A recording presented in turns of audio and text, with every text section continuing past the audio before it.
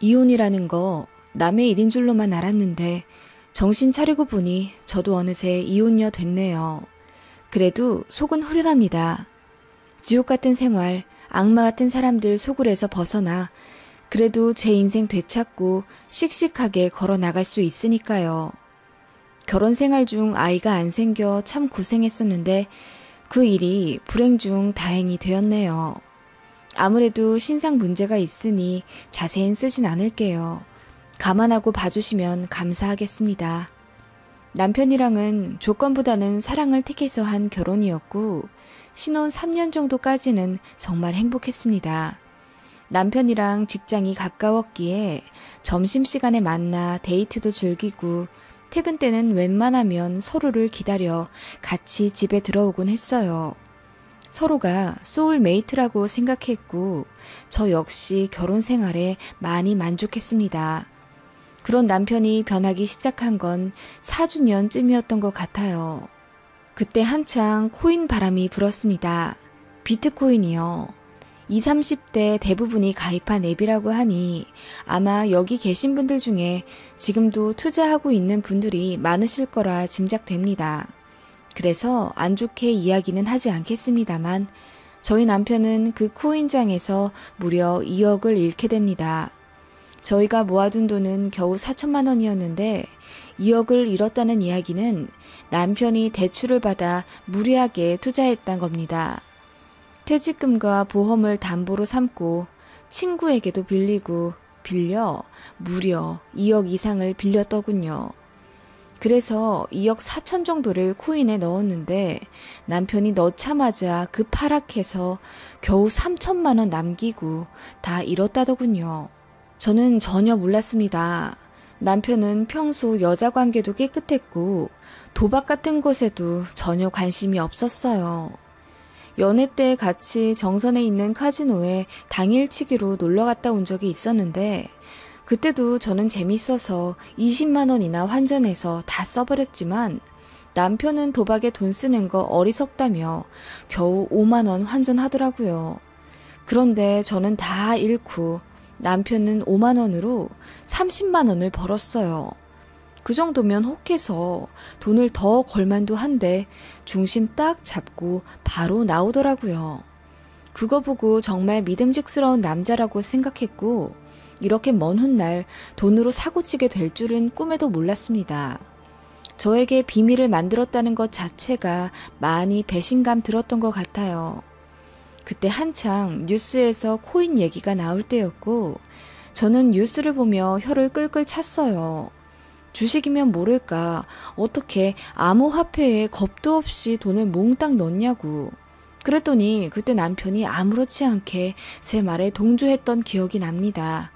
그런 남편이라 더 화가 났었던 것 같아요. 어떻게 그럴 수 있어? 아니, 하더라도 적당히 넣었어야지. 대출까지 받아서 몽땅 넣는 게 말이 돼? 너에게 물어보면 안 된다고 할 게 뻔하잖아. 요즘 하도 끝도 없이 오르고 안 하면 바보라고 하길래 내 옆자리 상사는 1억으로 4억까지 불렸다는데 내가 어떻게 안 하고 배겨. 그렇다고 해서 어떻게 2억 가까이 빌리냐고. 너 정말 웃기다. 내가 돈 땄으면 이렇게 나오지 않았을 거잖아. 내가 잃어서 화가 나는 거지? 뭐라고? 사과는 못할 망정 지금 그걸 말이라고 해?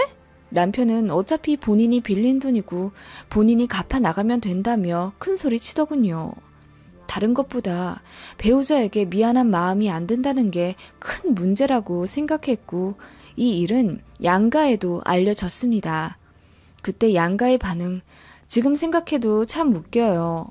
저희 친정에서는 바늘도둑이 소도둑 된다고 지금은 비록 1, 2억이지만 나중에 집 한 채를 말아먹을 수도 있는 싹수가 보인다며 당장 이혼하라고 했고 시댁에서는 남편이 한 말 그대로 하며 본인 아들 감싸기 바쁘더라고요.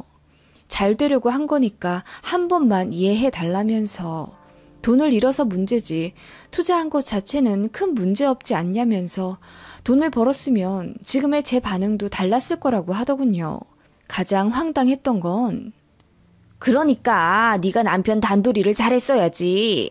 남편 핸드폰도 매일같이 검사하고 계좌도 적어도 2, 3일에 한 번은 봐야 할 거 아니야.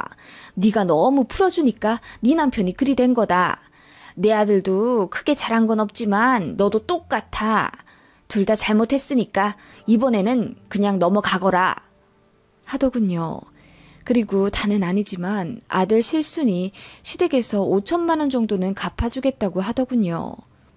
돈이 문제가 아니라고요. 어머님, 제가 이 사람한테 크게 실망했다고요.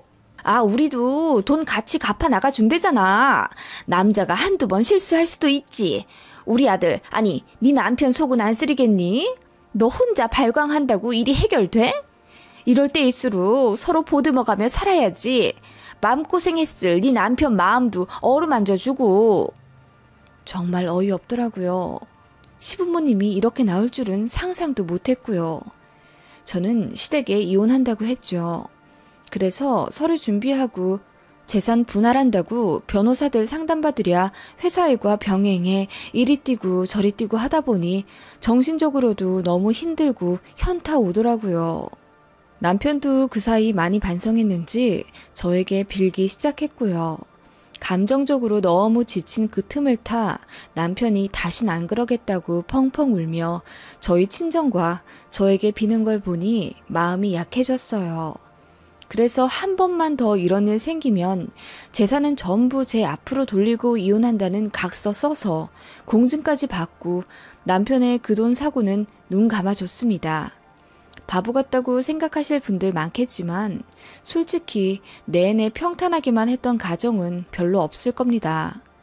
이 얘기는 저도 창피해서 아무에게도 말하지 않았는데 회사 언니들 보니까 남편들이 코인에 돈 많이들 잃어서 저희처럼 같이 사내 만에 많이 싸웠더라고요. 그땐 그게 왜 그렇게 위로가 됐던지.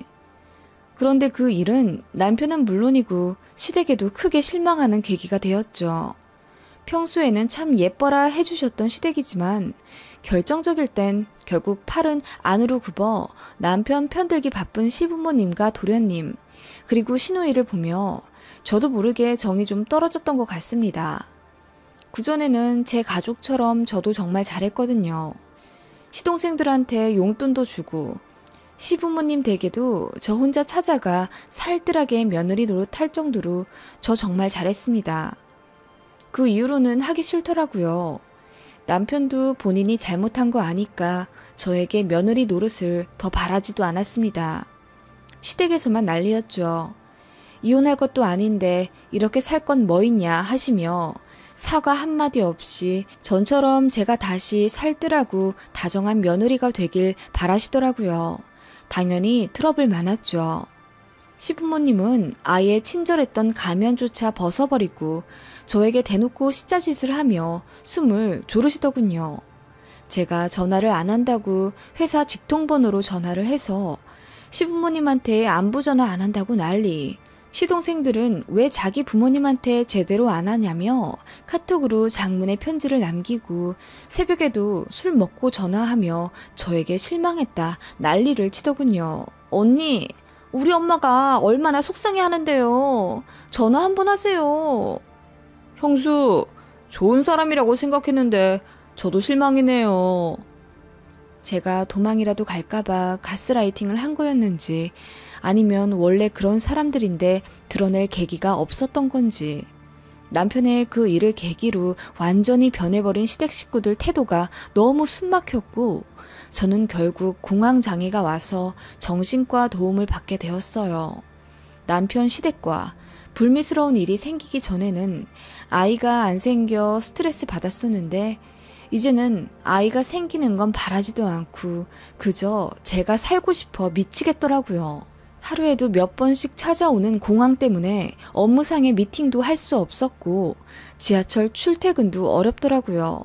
결국 회사에 휴직계를 냈습니다. 사유를 위해 진단서를 떼는데 내 인생이 왜 이렇게 되었나 참 마음이 안 좋더군요.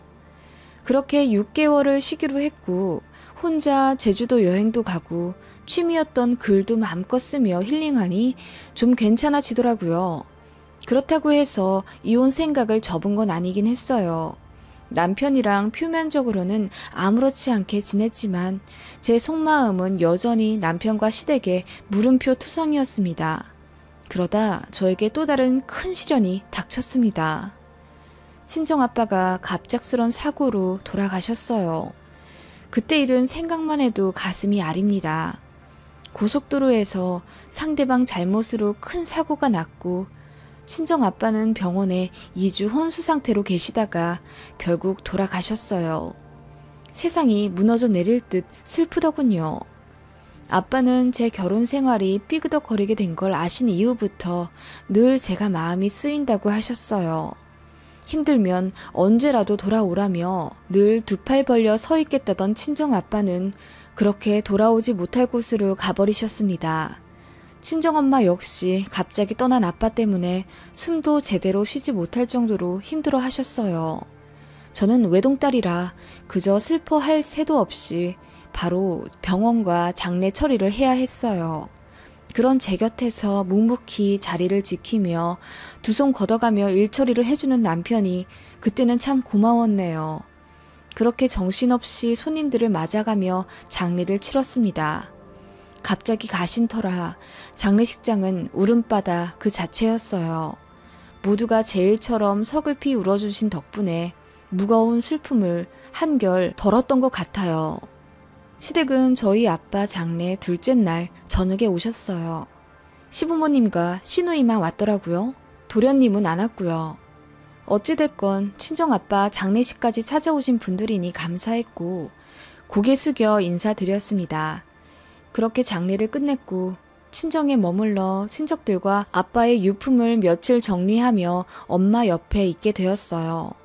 그렇게 장례 끝난 지 2주 정도 되었을까? 대강의 정리를 끝내고 신혼집으로 올라갔습니다. 비밀번호를 누르고 집에 들어갔는데 현관에 신발들이 많더군요. 보니까 시댁 식구들이 다 모였더라고요. 제가 갑자기 나타난 것에 놀랐는지 일동 얼음이 되었고 못 보던 여자분도 계시더군요. 엉거주춤 일어나며 본인 소개를 하더라고요. 안녕하세요. 지환씨 결혼할 사람인 이지선이라고 합니다. 큰일 당하셨다고 들었어요. 삼가 고인의 명복을 빕니다. 네. 안녕하세요. 왔니? 사실 지환이가 갑자기 결혼을 하게 됐어. 여자친구가 임신을 했다네. 그래서 부정 탈까봐 사돈어른 장례도 못 에구구구, 내가 말실수를 했네. 그랬어요. 도련님이 결혼을 앞두고 있어서 저희 친정아빠 장례식에 못 오셨던 거라네요. 아무리 말실수였다고 인정하셨지만 부정 탈까봐 안 왔다고 하니까 엄청 열받더라고요. 그나저나 왜 여기서 다 모이셨어요? 그게 사실은 지환이 결혼 준비 때문에 가족 회의도 할 겸 모였지. 니네 집이 여기랑도 가깝고 다 모이기 좋잖니. 근데 네가 일찍 올 줄은 몰랐네. 하시며 제가 마치 불청객인 양 취급을 하시더라고요. 가뜩이나 부정탄다 어쩐다 얘기도 듣고 저 없는 집에 시댁 식구들 들인 남편에게도 화가 났죠. 또 거짓말 했더라고요. 본인 집에 혼자 있다고 했었는데 남편은 본인이 거짓말한 걸 들켜서 전전긍긍했고 시댁 식구들은 벼랑간 온 저 때문에 불편해 하더군요. 집주인이 나인데 내가 나가야 하나 생각도 잠시 들 정도로 분위기가 이상해졌죠. 시어머니가 그동안 고생했다고 하시고 저한테도 할 말이 있다며 일단 앉아보라고 하시더군요. 앉았더니 슬그머니 꺼내신 말씀. 친정아빠 장례 치르느라 고생 많았다. 2주 동안 정리는 잘했고. 2주 안에 다 정리가 되겠어요? 제가 외동이라 처리할 게 많네요. 그래, 고생이 많네. 그래도 오래 누워 계시지 않아서 다행이야. 남은 가족들 고생할 뻔했잖냐. 다행이라뇨? 어떻게 그렇게 말씀을 하세요? 어머님이 하시는 말은 죄다 제 신경 거슬릴 만한 소리였고 저도 곱게 얘기는 안 나더라고요. 그렇게 분위기가 또 안 좋아졌죠. 시누이는 제가 예민하다면서 약 안 먹었냐고 저를 정신병자 취급하고 있었고요. 짜증이 나서 예비 동서고 뭐고 나가려고 하는데 시어머니가 붙잡더군요. 사실 할 말이 있어. 온 김에 어차피 할 말 얘기나 하자. 네 시동생이 갑자기 결혼하게 됐잖냐. 그래서 신혼집도 그렇고 결혼 준비하는데도 그렇고 돈이 좀 들 것 같은데 형인 니네가 좀 도와줘야 되지 않겠냐? 네? 아시다시피 남편이 돈 다 해먹어서 저희 빚만 있는 거 아시잖아요. 그래, 그건 알지. 그래도 뭐 하늘이 무너져도 솟아날 구멍은 있다고. 돈은 없다가도 생기고 그러잖니, 지금처럼. 지금처럼이라뇨? 그게 무슨 말씀이세요? 아직 마음 다 추스린 것도 아니라 이런 말 미안하긴 한데 네 친정아빠 돌아가시고 가게도 정리하실 테고 보험금도 나올 거잖니. 그리고 장례 때 들어온 부의금도 있고. 네? 어머님, 지금 무슨 말씀을 하시는 거예요? 그래서 나도 미안하다고 하잖니. 그치만 산 사람은 살아야 한다고. 네 시동생 앞길부터 일단 열어줘야지. 그 말에 저는 헛웃음이 나왔습니다. 속이 타들어갈 것 같아 부엌으로 쿵쿵 걸어가 찬물을 마셨죠. 그때 시아버지가 뭐라 소근거리는 말씀이 들리더군요. 남편이 먼저 죽으면 조의금도 덜 들어오는데 오죽하면 남은 사람 생각하려면 아내가 먼저 상 당해야 한다는 말도 있잖아. 아마 부조도 별로 들어오지 않았을 거요. 그 말을 들으니 화가 머리 끝까지 솟구치더군요. 이런 집안 사람들 꼴보기도 싫고 다 때려치고 싶더라고요. 시댁 식구들에게 성큼성큼 가서 지금 뭐라고 하셨냐고 물었습니다. 그러자 다들 놀란 듯 아무 말 안 하시다가 시어머니가 되려 화내시더군요. 무슨 말은 무슨 말이야? 얘가 정신과 약을 먹더니 환청까지 들리나? 너 시댁 식구들한테 들어갈 돈이 그렇게 아깝니? 내 말이 틀려? 산 사람은 살아야 할 것 아니야. 네 시동생 결혼은 시켜야 하고. 그래서 지금 하고 싶은 말이 뭔데요? 빙빙 돌려 말하지 말고 그냥 말하시라니까요. 네 시동생 신혼여행 정도는 형인 니들이 보내줘야 하지 않겠니? 다른 건 됐고 신혼여행이라도 가까운데 니들이 좀 보내줘. 그게 구색이 맞는 거다. 무슨 돈으로요? 저희 돈 없다니까요. 글쎄 당장 들어올 돈이 있잖니. 네 친정아빠 부의금. 상 당한 지 얼마 안 된 너한테 미안하긴 한데 우리도 당장 융통할 현금이 없잖니. 네가 형님 될 사람으로 아량 좀 베풀어라. 뭐라고요? 아빠 부의금으로 도련님 신혼여행을 보내라고요? 말문이 막혀 헛웃음이 나오더군요. 예비 아랫동서는 눈치만 보다가 슬그머니 도련님과 나갔고 시누이도 옆에서 팔짱 끼면서 싸움 관전하듯 흥미롭게 저를 보더군요. 남편은 빙신같이 아무 말도 안 하고 있고요. 그게 더 열받았습니다. 같은 생각이라는 거 아니에요. 순간 제가 폭발해서 싫다고 모두 나가시라고 소리를 질렀고 이윽고 눈앞이 잠깐 까매지더군요. 얼얼해지는 뺨, 그 위에 흐르는 제 눈물. 시어머니가 제 뺨을 내리치신 겁니다. 이게 보자 하니까 친정아빠 돌아가셨다고 좋게 넘어가려고 했는데 아주 인정머리 없기론 세상에서 유별나구나 너.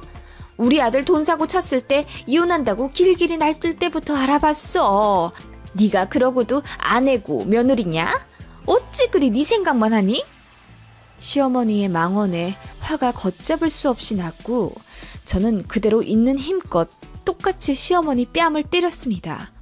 짝 하는 소리에 모두가 놀랐고 저에게 소리 지르며 말리더군요. 그때 시어머니가 이 미친 기집애가? 하며 제 머리채를 잡으려 하는 걸 제가 잽싸게 피해서 시어머니 반대쪽 뺨을 또 내리쳤습니다. 나 죽네! 하며 나뒹구는 시어머니를 보니 속이 다 시원하더라고요.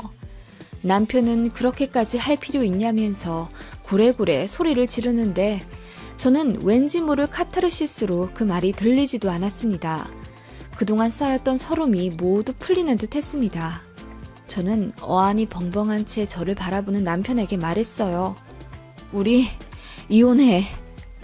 그리고 엉엉 우는 시어머니를 포함해 시댁 식구들을 전부 제 집에서 쫓아내 버렸습니다. 그날 이후 남편과의 이혼 전쟁이 시작되었고 경찰서도 오가며 참 많은 일들이 있었지만 아무튼 결국 이혼하게 됐습니다. 아이가 없으니 한 달 만에 모든 처리가 완료되었고요. 저는 휴직계 조금 더 연장해서 쉬다가 곧 복직할 예정입니다. 집은 처분했고 친정엄마 집에 들어가려고 하고요. 친정아빠 가게를 처분했고 아빠 보험금도 다음 달이면 지급된다고 하더군요. 그리고 생각보다 아빠가 남겨놓으신 유산이 많아 친정엄마 노후는 걱정하지 않아도 될 정도입니다. 저 역시 지금 직장이 복지도 좋고 정년도 보장된 편이라 이혼해도 경제적으로 아무 타격이 없어요. 건너 들은 소식으로는 전 남편은 혼자 빚 갚고 이자 갚느라 반 미쳐간다고 하더군요. 시어머니는 알거지 이혼남이 되어서 돌아온 장남 뒤치다꺼리에 돌아버릴 지경인데 사고쳐서 결혼한 막내 아들은 애 낳자마자 돌연히 부인이 도망가서 뒤늦은 황혼 육아하느라 스트레스 받아서 화병에 걸리셨다네요. 한의원에서 약 지어 먹는다고 하던데 저한테 하신 말씀 그대로 전해주고 싶네요. 자기 마음 자기가 다스려야지 약에 의존해서야 되겠니? 여자로 태어났으면 자기 가족 일쯤은 다 감수하고 책임질 줄 알아야 한다. 아무튼 저는 이제 아무 걱정 없습니다. 돌아가신 아빠가 많이 그리워 눈물 나는 것 빼고요. 저도 그동안 많이 배웠고 깨달은 게 많으니 앞으로는 어리석은 길로 가지 않으려 합니다. 남은 날이 창창하니 엄마와 더 행복하게 살도록 할게요. 여러분들 모두 행복하세요.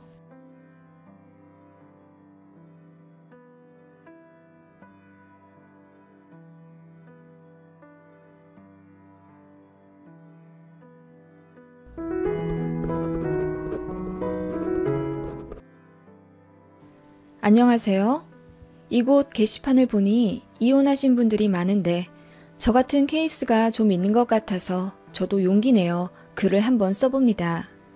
저는 20대 후반에 잘못된 선택으로 성급한 결혼을 하여 1년간 전 남편과 시댁에 고통받고 이혼한 30대 초반 여자입니다. 저는 모니터를 제작하는 중견기업의 마케팅 담당 과장이고 전 남편과는 거래처에서 만났어요. 회식 겸 우연히 술 한잔하게 되었고 서로에게 호감이 생겨 바로 사귀게 되었습니다. 전 남편은 저보다 4살 많았고 저는 당시 28살이라 사귄 지 1년 좀 안 되어 결혼까지 하게 되었죠. 전 남편이 저를 놓칠까봐 전전긍긍하면서 빨리 결혼하고 싶다고 집에다가도 성화였어요. 시댁에서는 그런 남편에게 좀 더 사귀어보고 결정하라고 했고 사실은 저를 반대했다고 하더군요. 그런데 전 남편의 고집으로 시댁의 길을 꺾었고 저는 그렇게 결혼이 급하지 않았지만 전 남편의 저돌적인 프로포즈에 이 정도 사람이면 믿음직스럽겠다는 생각이 들어서 결혼을 진행하게 되었습니다. 저보고 돈 한 푼 안 가져와도 되고 몸만 오면 된다는 식으로 본인이 모든 걸 책임지겠다고 호언장담하며 결혼을 밀어붙였습니다. 제가 아무리 그래도 가전 가구랑 예물 예단은 정식으로 해야 하지 않겠냐고 했더니 전 남편이 화까지 내가며 안 그래도 된다고 하더군요. 그런 면에 보수적인 사람이었던 건지 아무튼 저는 겨우 신혼여행비만 내며 결혼했어요. 남편이 대부분을 부담했기에 신혼여행이라도 뒤탈없게 하려고 몰디브 호화 리조트로 4박 5일 계약해 2천만 원 정도 지불했네요. 금전적인 조건이 아니더라도 전 남편은 굉장히 성실한 편이라 업계에서도 인정받는 능력남이었고 저한테도 참 잘했습니다. 여자 관계도 아주 깨끗했고요. 그런 점에서 괜찮은 남자라 느꼈기에 결혼을 결심한 거였죠. 저는 사실 남편에 비해 외모만 괜찮은 편이었지 다른 스펙들은 별로였어요.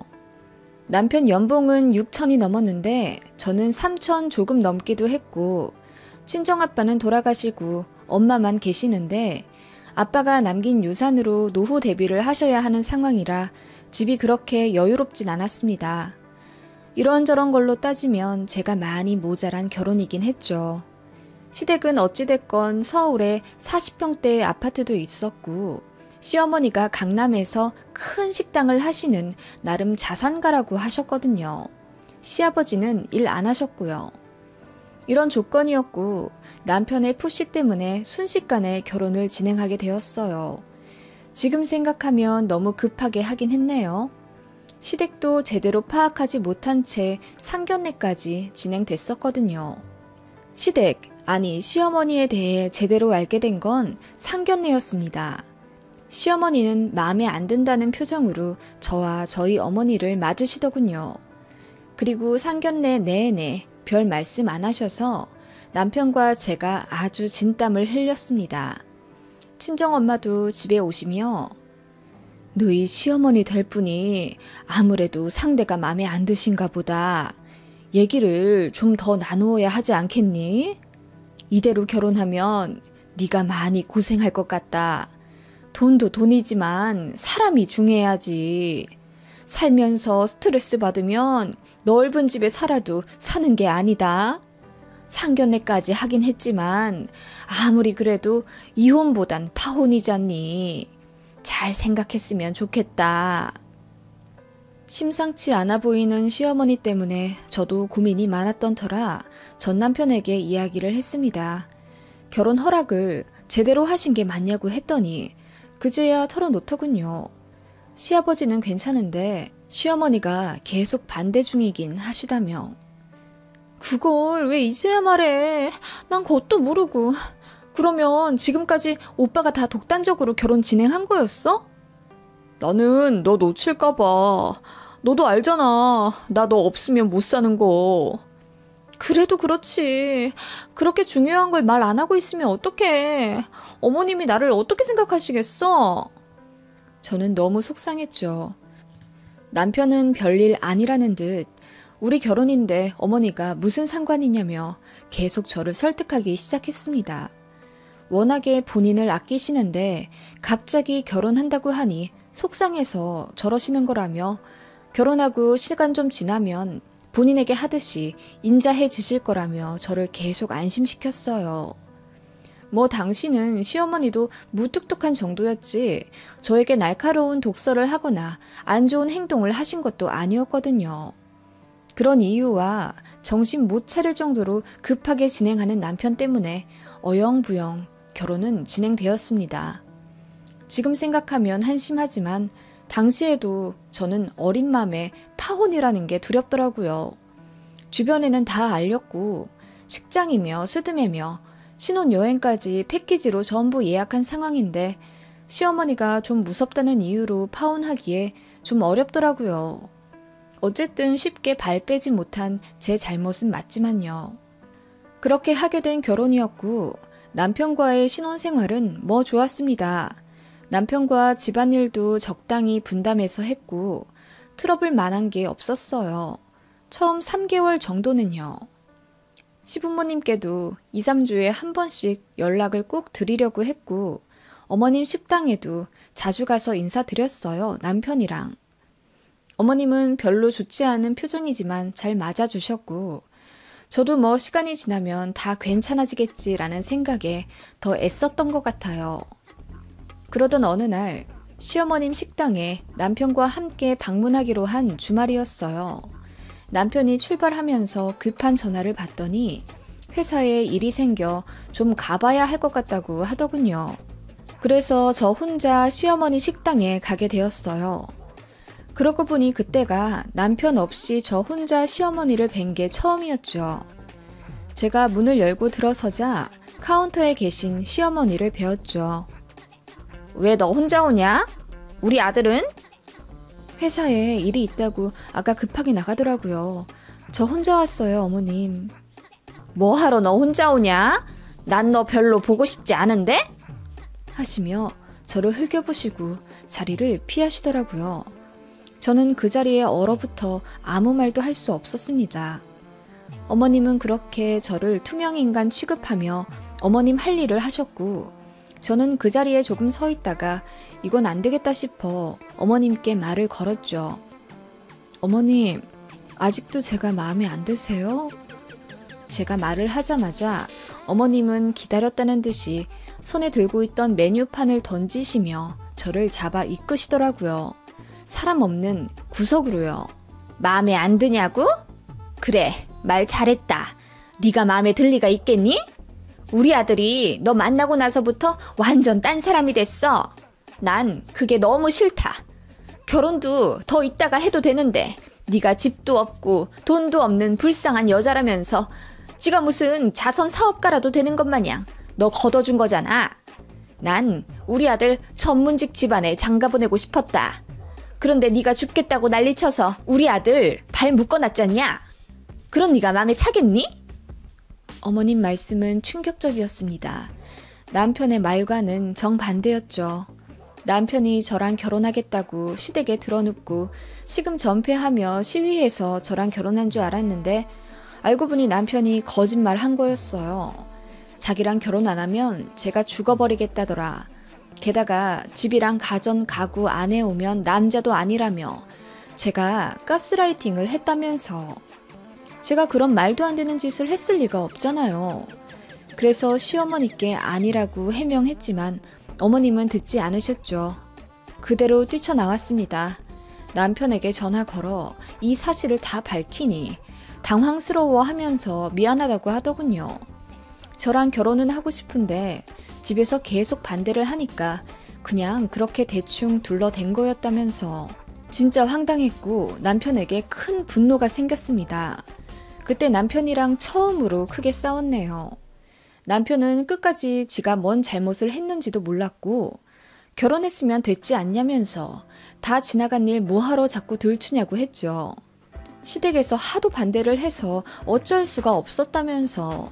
그때는 본인이 그렇게 하지 않았으면 저를 놓쳤을 거래요. 오해는 차차 풀어가면 된다면서 본인 엄마 신경 쓰지 말라고 하더군요. 저는 이럴 거면 결혼 안 했을 텐데 하며 후회하고 울었고요. 당시에는 그냥 남편만 좀 이상한 사람인 줄 알았습니다. 남편이 그렇게 거짓말을 했다는 걸 알고 나니 다른 것들도 다 신뢰가 안 가더군요. 저를 시댁에 이상한 사람으로 만들어 놓은 게 영 용서도 안 됐고요. 남편 말대로 이미 지나간 거 소용없긴 하지만 그러면 시댁에 제대로 해명이라도 해야 하잖아요. 제가 강력하게 요구하니 남편이 알겠다면서 시댁에다 다시 얘기하겠다고 하더군요. 그때 정말 남편이 처음으로 남같이 느껴졌고 정이 좀 떨어졌어요. 여차저차 다시 화해는 했지만 저는 큰 상처를 받았습니다. 그런데 시어머니는 여전히 저를 곱게 보셨어요. 시댁에 방문하면 저는 어김없이 눈치를 봐야 했죠. 당시에는 왜 그렇게 시어머니가 무섭게 느껴지던지요. 아무래도 장사 오래 하신 분이라 그런지 기도 엄청 세서 그러셨던 것 같기도 하고요. 게다가 어찌나 우리 아들 하던지.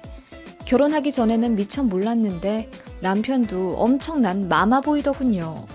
어머님 말에 껌뻑 죽었고 어머님도 아직 아들을 품에서 놓지 못한 듯 했어요. 같이 밥 먹으면 어머님은 여전히 저를 투명인간 취급하시며 아들 밥그릇에 생선 발라 올려놓으셨고 남편은 그게 이상한 것 전혀 없는 것처럼 당연하게 받아 먹었습니다. 그리고 남편 옷을 샅샅이 살펴보시며 이건 올이 풀렸네, 여기는 보풀이 생겼네 하시며 저에게 잔소리를 늘어놓으셨습니다. 잘생긴 우리 아들 결혼하고 나서 그 집꼴로 사니 인물 다 죽었다며 우는 소리도 하시더라고요. 이제야 말하지만 잘생기긴 뭐가 잘생겼나요? 어머님 말로는 정우성 닮았다고 하던데 정우성이 3일을 물에 불어 터져도 그 얼굴이 나오진 않겠어요. 그냥 아들 사랑이 좀 유별나신가 했지만 날이 갈수록 도가 지나쳤고 제 기를 죽이려고 하시는 게 느껴졌어요. 당연히 싫잖아요. 그런 모습에 제가 시댁 가기 싫다고 몇 번 뻐겼고 그게 빌미가 돼서 남편이랑도 조금씩 사이가 어긋나기 시작했습니다. 한번 크게 불붙었던 싸움은 작은 불씨만 붙어도 금세 활활 타올랐고 그렇게 일주일에 한 번은 크게 싸웠던 것 같아요. 남편은 어느 순간부터 의처증 끼도 보이더라고요. 그전부터 제가 회식한다고 하면 별로 마음에 들어 하지 않았는데 결혼하고 나서부터는 저희 회식 참여자가 누구인지 명단을 다 제출하라고 할 정도로 제가 사적으로 누굴 만나는지에 엄청 신경 곤두서더군요. 하물며 회식 장소를 검색하더니 그 고깃집의 알바생들이 전부 20대 남자라던데 거기 안 가면 안 되겠냐면서 회식 장소라도 변경하라고 조르더군요. 저는 일개 직원이고 거기 팀장님도 계신데 이미 정해진 걸 어떻게 바꿉니까? 제가 절대 안 된다고 하자 알겠다고 하더니 그날 회식 장소에 떡하니 전 남편이 나타났어요. 어이가 없더라고요. 너무 창피했고요. 전 남편이 지 친구 하나 데리고 저희 회식 테이블 옆에 자리를 잡았고 팀장님이 남편도 왔는데 테이블 합치자고 해서 그날 같이 먹었네요. 2차 가기로 했는데 남편 때문에 가지도 못했고요. 그날 다른 계열사로 옮기신 상사 중에 고마운 분이 오랜만에 오셨고 저도 내년 상반기에 그쪽으로 갈 수도 있어서 정보를 많이 듣고 싶었는데 남편 때문에 다 망쳐버렸습니다. 너무 열받더라고요. 내가 하는 사회생활은 다 하찮아 보여? 내가 남자 만나니? 일로 회식하는 거잖아. 때려쳐. 난 너 남자들이랑 섞여서 일하는 거 못 보겠어. 뭐? 하물며 알바생들 다 남자라고 딴 데 가라고 하더니 진짜 의처증 있는 거 아니야, 오빠? 의처증? 너 말 다 했냐? 내가 그만큼 너를 사랑한다는 증거잖아. 남편은 말도 안 되는 논리로 빡빡 우겨가며 저에게 퇴사를 종용했고 저는 그것 때문에 스트레스를 많이 받았습니다. 남편이랑 이렇게 사이 안 좋은 걸 어떻게 아신 건지 시어머니가 어느 날 전화를 하시더군요. 너 요즘 우리 아들이랑 많이 싸운다면서? 어떻게 한 결혼인데 이렇게 매일 싸워서야 되겠니? 어머님, 저도 싸우기 싫어요. 그런데 재훈 씨가... 그래, 얘기 듣긴 들었어. 네가 이상하긴 하더라. 그 남자만은 부서에 굳이 악착같이 붙어있는 이유가 뭐야? 너 무슨 꽃뱀 같은 그런 거니? 꽃뱀이요? 어머님, 말씀이 너무 지나치신 거 아니에요? 제가 꽃뱀이라뇨. 그게 아니면 뭔데? 쥐꼬리만한 월급이 뭐가 중요하다고. 마음에 안 드는 짓만 골라서 하는구나 너는. 너만 아니면 우리 아들 약 사며 회계 사며 선볼 아가씨들 많았는데 지금 재혼해도 여자들 줄 설 텐데 그 자리 잘 지키려면 우리 아들이랑 잘 좀 살아라. 웬만하면 여자가 좀 숙일 줄도 알고 그래야지. 하여간 마음에 안 들어. 어머님은 그렇게 본인 하실 말만 해놓고 전화를 끊으셨어요. 저는 그 전화를 받고 분통이 터져서 죽겠더라고요. 그래서 뭐 또 싸웠죠, 남편이랑. 제가 짐 싸서 나가겠다고 했어요. 시간을 좀 갖자고. 그랬더니 울고불고 바짓가랑이를 잡으며 본인이 잘못했다고 시댁이랑도 인연 끊겠다고 하는 걸 제가 믿지 못하겠다고 했더니 그 자리에서 시어머니께 당장이라도 전화 걸려고 액션을 취하더라고요.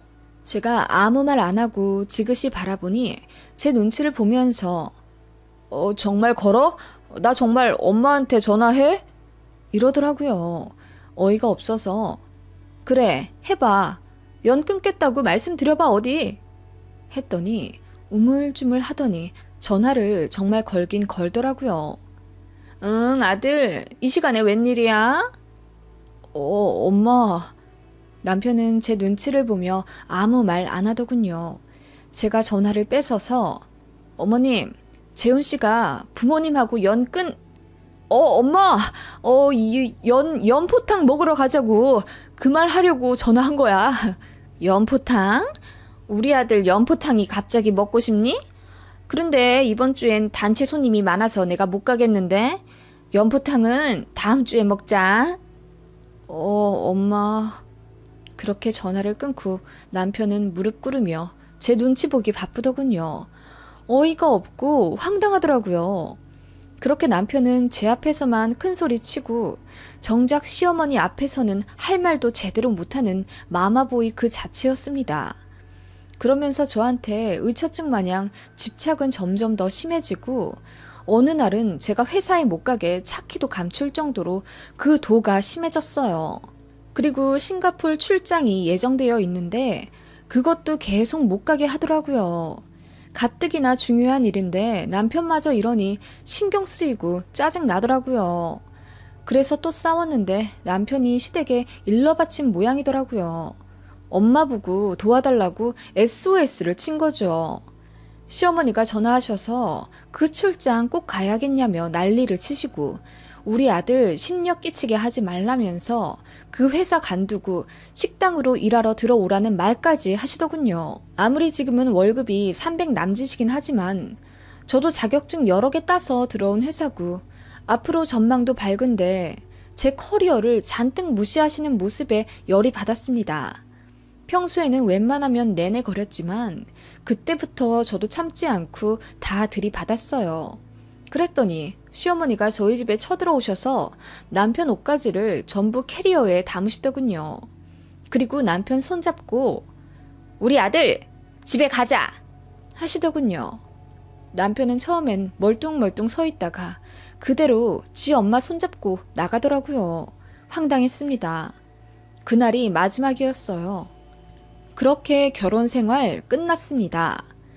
남편은 시댁에 갇혀서 저랑 이혼해야 하는 이유에 대해 시어머니께 귀에 피딱지가 안 칠 정도로 세뇌당한 모양이더라고요. 남편은 시어머니 말만 듣고 저에게 이혼을 통보했습니다. 그렇게 저희는 이혼했고요. 안 그래도 저도 이혼하고 싶었기 때문에 서로 소송 안 하고 그대로 협의 이혼 진행했습니다. 아이가 없으니 한 달 만에 쪽 나더군요. 그렇게 저는 다시 솔로가 되었지만 날개 돋친 듯 자유롭고 행복을 만끽하게 되었어요. 결혼 생활하면서 스트레스 너무 많이 받아서 머리숱이 3분의 1은 빠져나갔어요. 위궤양을 달고 살아서 매일 약을 먹어야 했고 혈압도 안 좋아져서 친정엄마의 걱정을 받았습니다. 이혼하고 나니 그런 질병들이 거짓말처럼 사라졌고 처음엔 이혼했다고 친정엄마도 많이 걱정하셨는데 얘기 다 듣고 너무 잘했다고 저를 위로해 주셨죠. 친구들이나 회사 사람들도 빨리 발 뺀 게 다행이라며 저를 응원해 주었어요. 그렇게 이혼하고 반년쯤 지났을까? 밤마다 전 남편에게 전화가 오더라고요. 내가 그때 그러지 말았어야 했는데 이혼하고 나서 깨달았어. 내가 너무 욕심부렸다는 걸. 다 내 잘못이야. 이제 와서 왜 이래? 또 전화하면 스토커로 신고할 거야. 미안해. 그런 식으로 밤마다 전화가 왔고 어느 날은 정말 엉엉 울며 이러더군요. 우리 다시 합치면 안 될까? 내가 진짜 미안해. 나 정말 이제 엄마랑 연 끊고 살 자신 있어. 난 엄마보다 네가 더 소중하고 중요해. 내가 사랑하는 건 너야. 엄마 없인 살아도 너 없인 못 살겠어. 이러는 걸 저는 모두 녹음했죠. 그리고 또 전화 오면 네 엄마한테 다 일러 바친다고 했더니 깨갱 하더라고요.